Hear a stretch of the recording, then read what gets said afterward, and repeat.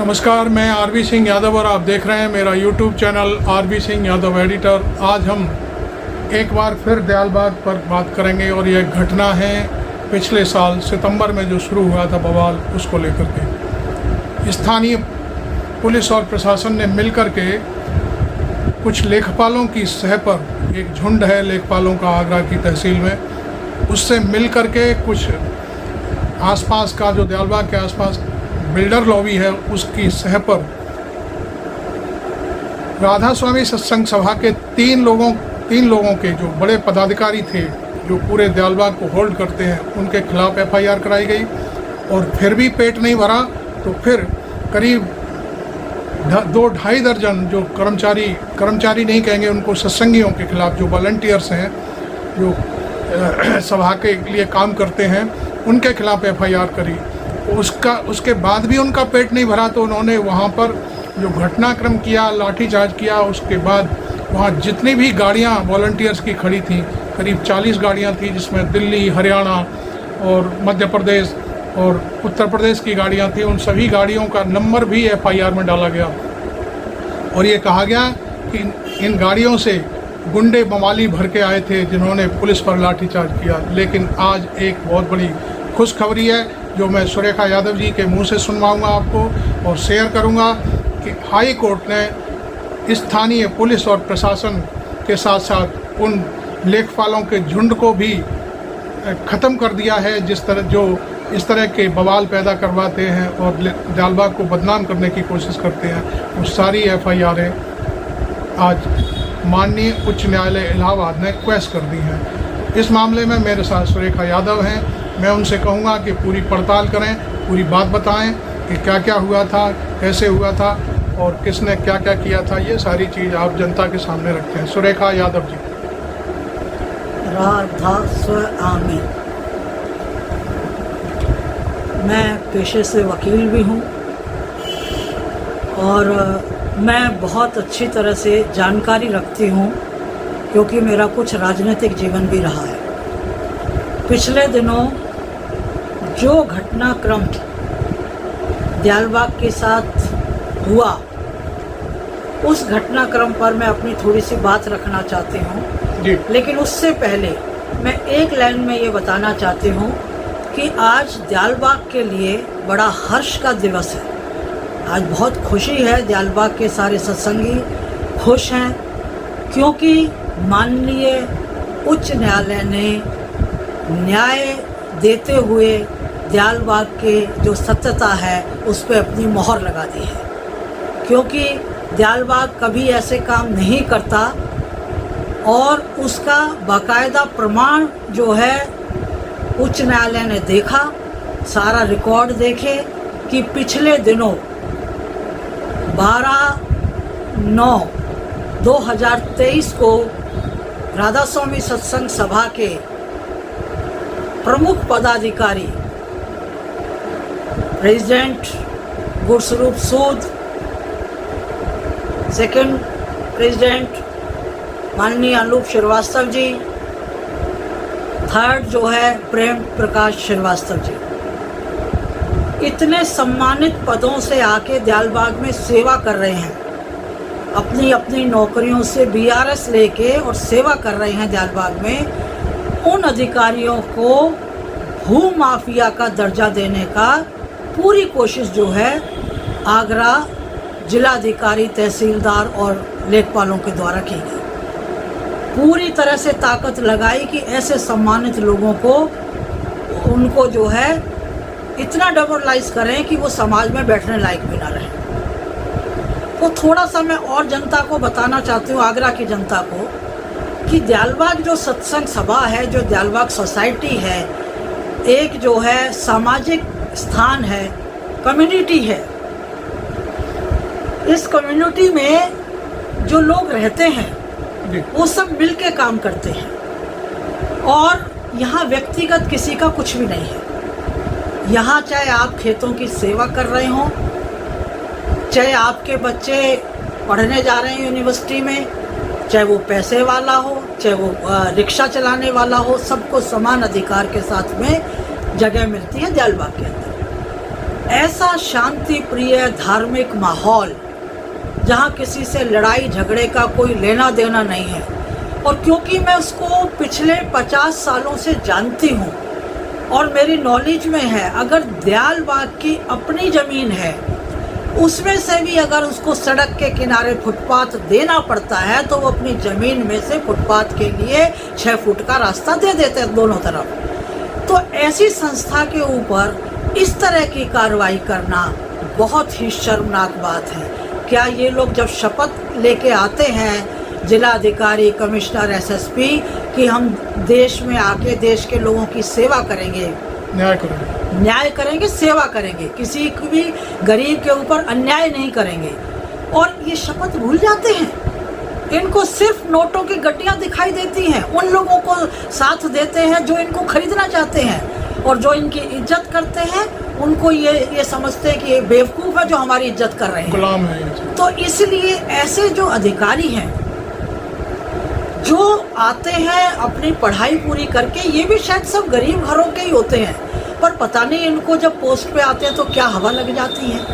बहुत तकलीफ होती है हमें इन सब चीज़ों से कि क्या। जी मैं एक बात करूंगा, आज चूँकि हीट वेव चल रहा है आजकल, तो स्थानीय प्रशासन से एक मैं सवाल करवाऊंगा आपसे कि आगरा इतना प्रदूषित शहर है और उस शहर को बचाने के लिए जितना ऑक्सीजन मैं समझता हूँ दयालबाग आगरा सिटी को देता है, खुद तो जितनी लेता है वो लेता ही है, लेकिन यहाँ की जो ऑक्सीजन है वो आगरा शहर को देता है।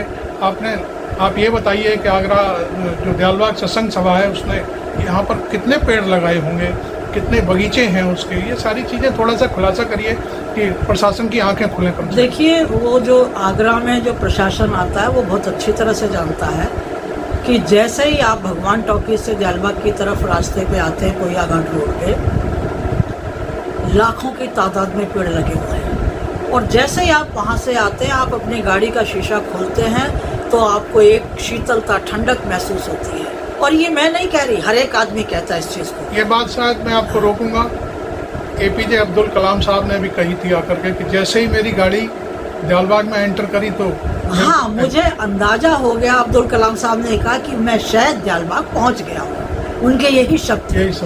तो अब ऐसी जगह पे दयालबाग जो है, ऐसी संस्था होते हुए और जानते बूझते इस कुकृत्य को करने का जो जिलाधिकारी आगरा द्वारा या तहसीलदार द्वारा किया गया है, विवेक नहीं अपना उनका जागा, बिल्कुल ये बहुत शर्मनाक बात है। और हम इसके साथ ही एक अपील और करना चाहेंगे। जी जी। ये तो एक इतनी बड़ी संस्था है, इसमें समान रूप से सब काम करते हैं। नहीं, आप नदी भी साफ कर रहे हैं, वो भी एक बताइए क्या है। उसके अलावा जो एक गरीब लोग जो हैं गांव देहात के, मैंने देखा अपनी आंखों से, क्योंकि मैं राजनीति में रही हूँ, लोग हाथ जोड़ जोड़ के DM साहब के पैरों में गिर जाते हैं कि मेरे साथ फलाना गुंडा, पावरफुल आदमी मुझे तकलीफ दे रहा है, लेकिन वो उनकी उस बात को सुनने के लिए भी तैयार नहीं होते। मैंने बुजुर्गों की आंखों में आंसू देखे हैं अपने सामने। तो मैं ये ज़रूर कहना चाहूँगी इस प्रदेश के मुख्यमंत्री को, इस प्रदेश के प्रशासन के लोगों को, शासन के लोगों को, कि आप जो भी काम करते हैं कम से कम अगर शपथ लेते हैं इस चीज़ की कि हम देश की सेवा करेंगे, तो देश की सेवा करने के लिए उस शपथ को तो कम से कम मानिए। आप जो काम करते हैं उससे आप अपने बच्चों के लिए क्या चीज़ें दिखाना चाहते हैं कि हमने क्या काम किया, कल वो लोग क्या काम करेंगे। इसी तरह अपने माँ बाप के नाम को आप बदनाम करते हैं, जब पता लगता है कि फलाने अधिकारी ने ये काम किया है, उनके माँ बाप को कितनी तकलीफ होती है। तो मेरा कहना तो सिर्फ यही है कि आप ये देखिए, दयालबाग की तो जहाँ से शुरुआत होगी, आप कोया घाट रोड पे दोनों तरफ आप अपनी निगाहें लीजिए, इतने पेड़ लगे हैं, इतनी स्वच्छता है, इतना शांति प्रिय माहौल है। यहाँ के पेड़ों पे हर समय चिड़ियों की चहचहाट देखने को मिलेगी। धीरे धीरे जब आप आगे बढ़ते हैं, यमुना किनारे पहुँचते हैं, ताजमहल के आगे यमुना देखो और कोया घाट पर जी, ये तो आप कह रहे हैं, सही बात है कि लोगों को सच्चाई भी पता है। जैसे ही आप कोया घाट पे पहुँचते हैं, बैकुंठ धाम, स्वर्ग धाम पे पहुँचते हैं, तो आप देखते होंगे कि कितनी स्वच्छता है। दियालबाग का अभी 1 साल एक पूरा एक नहीं हुआ। आदमी जो है 1 साल नहीं पूरा हुआ अभी, इन्होंने जो शुरुआत करी है, वो बरसात के मौसम की बात है, मतलब अगस्त के आसपास की बात है, जुलाई। ये मार्च 23 से शुरुआत करी है, थोड़ी थोड़ी, हाँ। है ना। मार्च 23 से शुरुआत, होली के बाद से ही शुरुआत हो गई थी और पहले स्टेप से इन लोगों ने शुरुआत करी थी, जिसमें प्रशासन ने कई बार उनको वहाँ भी तकलीफ दी है, अड़ंगे लगाए। है ना।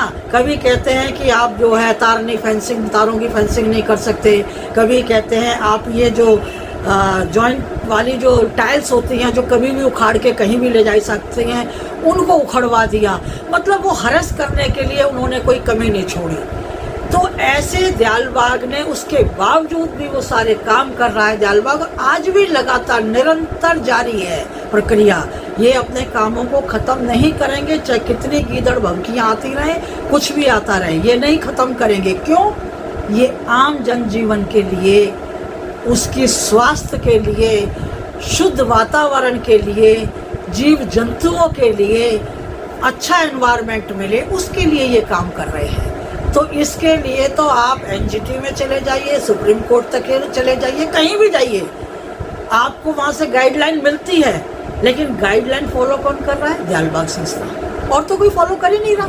अच्छा, मैं अब एक बात और करूँगा कि दुनिया में शिक्षा इस समय पूरा व्यवसाय बन चुकी है, और दियालबाग की शिक्षा पर थोड़ा सा और बोलिए कि यूनिवर्सिटी छोटी से क्लास से लेकर के, प्राइमरी से लेकर के और डिग्रियों तक देती है, और उसके खर्चे क्या होते हैं, गरीब अमीर का कोई भेदभाव, इस पर और थोड़ा बताइए। नहीं, देखिए दियालबाग की शिक्षा के बारे में तो मैं आपको क्या बताऊं कि बहुत देश की 10 यूनिवर्सिटी में शायद आपकी यूनिवर्सिटी शामिल है। नर्सरी के शुरुआत होके जो छोटे छोटे बच्चे, और उससे भी पहले जो अब संत टीम बनी है, वो 21 दिन के बच्चे से शुरुआत हो जाती है। 1 महीने का बच्चा भी नहीं होता, 21 दिन के बच्चा जो है उसकी शुरुआत हो जाती है, उसको वो एनवायरनमेंट मिलना शुरू हो जाता है। उन सारे बच्चों को वो सारी शिक्षाएं खेल खेल में छोटे बच्चों से जो शुरुआत करते हैं उनको सिखाया जाता है। धीरे धीरे करके वो बच्चे प्राइमरी सेक्शन में जाते हैं, फ्री ऑफ कॉस्ट, 1 रुपये फीस नहीं है प्राइमरी सेक्शन में, जूनियर सेक्शन में, और आपके ये जो इंटरमीडिएट तक 1 रुपया फीस नहीं है आपका। आप जाइए, पढ़िए, बल्कि उनको जो सुविधाएं दी जाती हैं, बच्चों को ड्रेसेस प्रोवाइड कराई जाती हैं, जो स्कूल यूनिफॉर्म होती है, सरकार की तरफ से जो गाइडलाइन है वो पूरी होती है, वो दियालबाग करता है। जैसे सरकार ने कब करी होगी गाइडलाइन मुझे नहीं मालूम, दियालबाग तो 100 सालों से कर रहा है इस काम को। तो वो उनको ड्रेस दिलाते हैं, जूते दिलाते हैं, खाने के लिए चने और बिस्किट दिए जाते हैं, दूध उनको डेली दिया जाता है, और उनके लिए सर्दियों में स्वेटर मिलते हैं। और जो बहुत ही ऐसा तबका है जो अपने लिए अगर किताब भी नहीं खरीद सकता, कॉपी, तो उनको दियालबाग प्रोवाइड कराता है। और अगर जो बच्चे जिनके परिवार वाले अच्छी कमाई करते हैं वो खरीद सकते हैं, वो अपना किताबें कॉपियाँ खरीद लेते हैं। तो ये तो आपको मैंने इंटरमीडिएट तक बता दिया। अब रही हायर एजुकेशन के बारे में, आप इंजीनियर बन के निकलिए, आप MBA करके निकलिए, आप जो है MSc करके, PhD करके, B.Ed करके, M.Ed करके, PhD करके आप प्रोफेसर बनिए कहीं भी जाके। सुरेखा जी, यहाँ की B.Ed तो इतनी मशहूर थी कि शायद अधिकारी जब टेस्ट लेते थे कहाँ से, दियालबाग से, तो वैसे ही देखिए, जब गवर्नमेंट ने BTC के साथ साथ B.Ed को भी मान्यता दे दी प्राइमरी स्कूल में टीचर्स बनाने के लिए, तो बहुत से जो है लड़कियों को, लड़कों को ये फ़ायदा हुआ कि डायरेक्ट उन्हें सरकारी नौकरी मिल गई, क्योंकि उसका B.Ed का ही फ़ायदा था।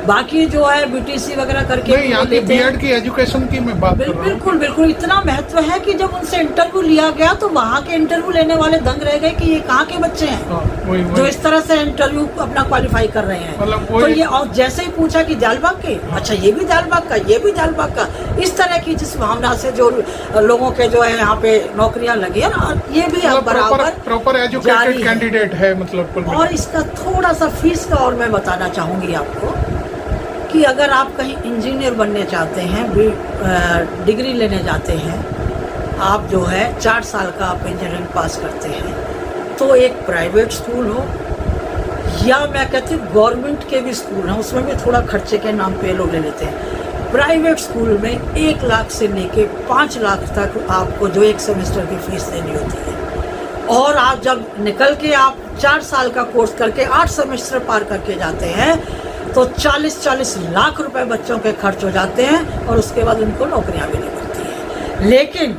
दयालबाग के जो बच्चे इंजीनियर बनते हैं उनको मात्र एक सेमेस्टर में 5 से 5,500 रुपये फीस देनी पड़ती है। चाहे आप पीएचडी करिए, चाहे आप कुछ भी करिए, आपकी यही फीस है। वो 20,000 में पार करके निकल जाते हैं। Thank you Surekha ji. Video मेरा लंबा होने वाला है तो इस वजह से मैं इसको यहीं समाप्त करूँगा। और मैं ये बात ज़रूर कहना चाहूँगा कि आप मेरे चैनल को सब्सक्राइब करें, और मेरा वीडियो अच्छा लगे तो उसको लाइक भी करें। और हम आगे दयालबाग के बारे में आप कभी हमें और मौका देंगे तो हम ज़रूर बताएंगे। धन्यवाद। Thank you very much.